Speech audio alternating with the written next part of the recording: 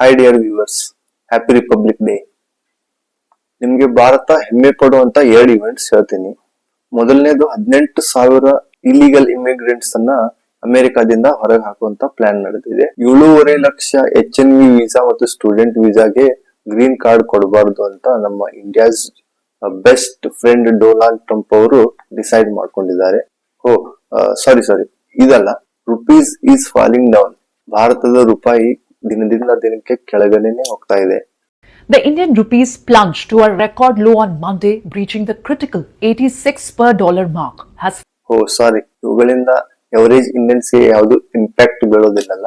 Okay, ಇವೆಲ್ಲ impact ಆಗದೆ ಇದ್ರು ಸುಮ್ಮನೆ ಕ್ವಶನ್ ಕೇಳ್ತಾರೆ ಆಂಟಿ ನ್ಯಾಷನಲ್ಗಳು. ನಿಜವಾಗ್ಲೂ ಹೆಮ್ಮೆ ಪಡಬೇಕಾಗಿರೋ ವಿಷಯ ಯಾವ್ದು ಗೊತ್ತಾ? इस समारोह में भारत के विदेश मंत्री एस जयशंकर फ्रंट रो में बैठे बॉस, फ्रंट रो में.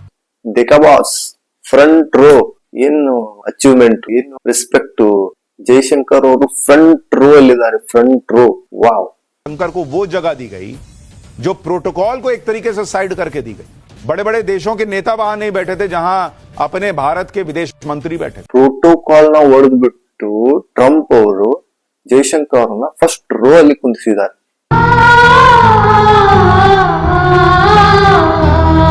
ट्रंप भारत को अपने करीब और अपने सामने रखना चाहते थे, ये मैसेज दिया गया. 100% जयशंकर ಅವ್ರಿಗೆ नजर के सामने जिगर के पास रखना चाहते थे. वाह. कुंभ में ट्रंप पुतिन को स्नान करते देख बिलबिला उठी मुस्लिम देश, मोदी ने लगाया डुबकी. वाह, ಇದು ಸಾರ್ ಅಚೀವ್ಮೆಂಟ್ ಅಂದ್ರೆ. ಇಷ್ಟೇ ಅಲ್ಲ, ಇನ್ನೂ ಇದೆ ಕೇಳಿ.